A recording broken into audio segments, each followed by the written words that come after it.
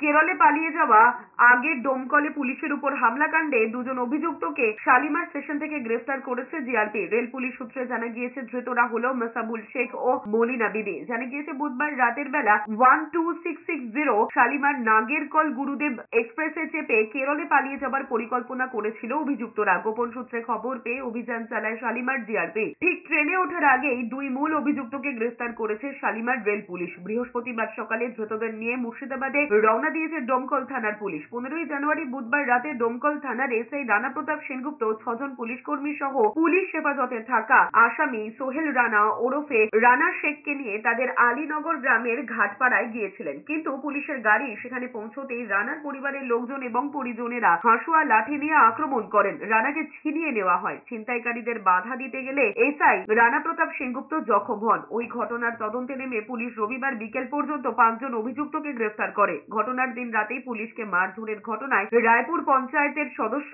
তৃণমূলের প্রাক্তন প্রধান মিনা বিবি সহ 4 জন গ্রেফতার হয়েছিলেন।